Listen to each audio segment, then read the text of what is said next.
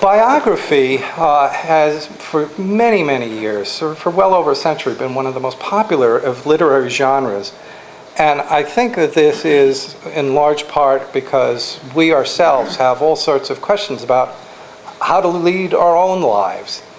Oliver Goldsmith was once asked, "What was the best lesson for youth?" And he responded, "The life of a good man." When he was pressed to give the next best lesson, he grew somewhat impatient and retorted, "The life of a bad one." The opening of a biography is in many ways like the opening of a novel.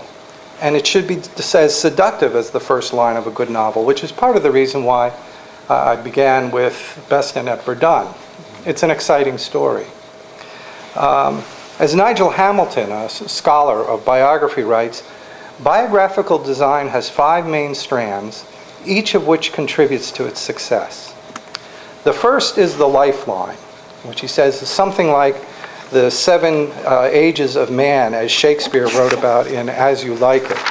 At first the infant, then the whining schoolboy, then the lover, then a soldier, then the justice, and then, as we get into late middle age, the lean and slippered pantaloon with spectacles on nose and pouch on side.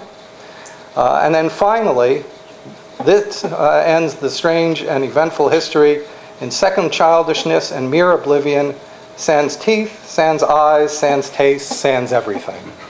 And essentially, we are used to, when we read biographies, we're used to that cradle-to-grave sort of format. But as Hamilton mentions, you can't just stop there. Cradle-to-grave on its own is informative, but it's not exactly entrancing. He says plot is an important part of writing a biography, just as it is in writing fiction. And he gives 7 basic plots, and I'll read these because at first I disagreed with them and later discovered that he was probably more right than I realized. The 7 basic plots are overcoming the monster, rags to riches, the quest, voyage and return, comedy, tragedy, and rebirth.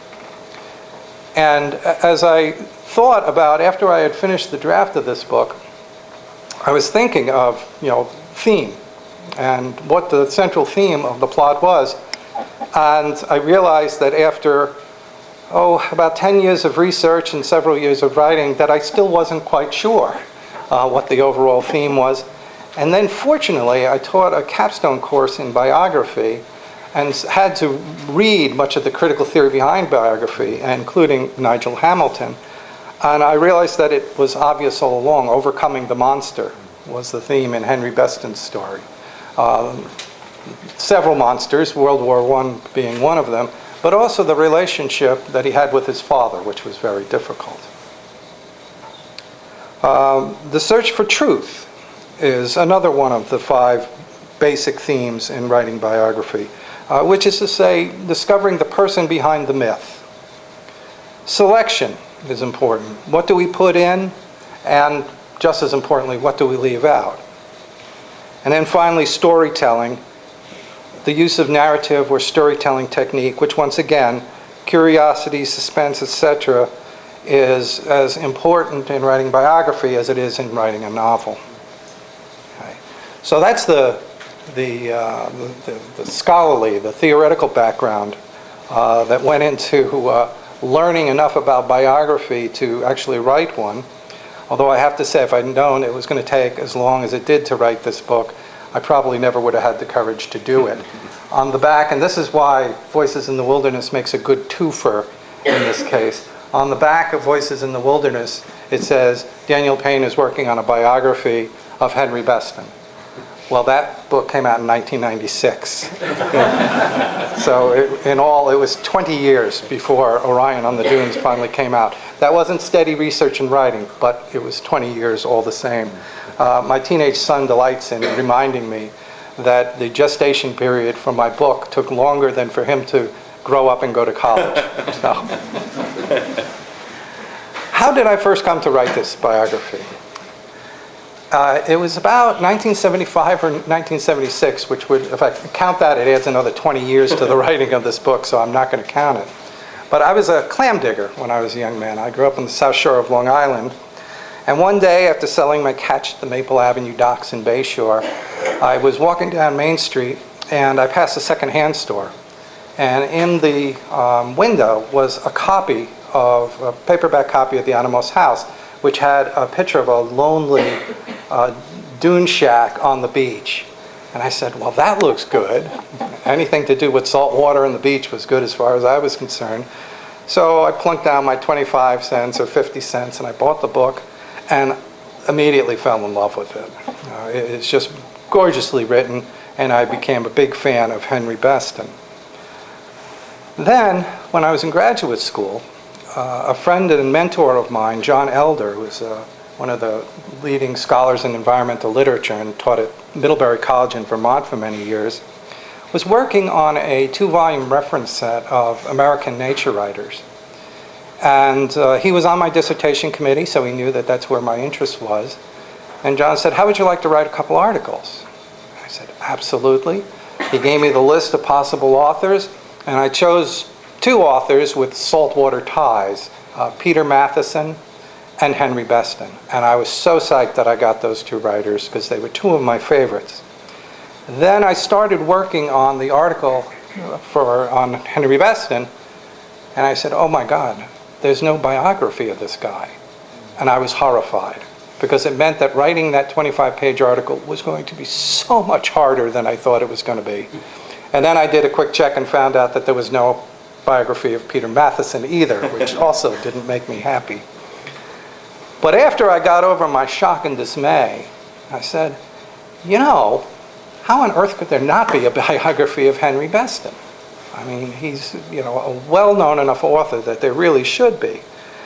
And I came to discover much later on that there were several authors, several biographers who wanted to write a biography of Beston, but the family refused to give them permission. In particular, Henry Beston's wife refused to give permission for them to use the vast archival resources.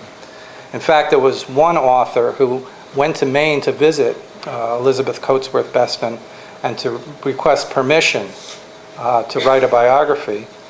And they were having a pleasant chat over tea, apparently, when this aspiring biographer said, so, I noticed that, you published over 100 books in your lifetime, and Henry only published about 12.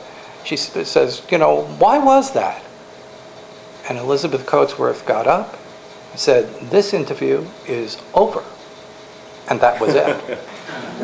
It was, when I said it was a sore point for both of them, I wasn't kidding. It was a really sore point, especially for Elizabeth, who at one point in her life in the 1950s worried that Henry was becoming so upset because his literary production was relatively slight compared to hers.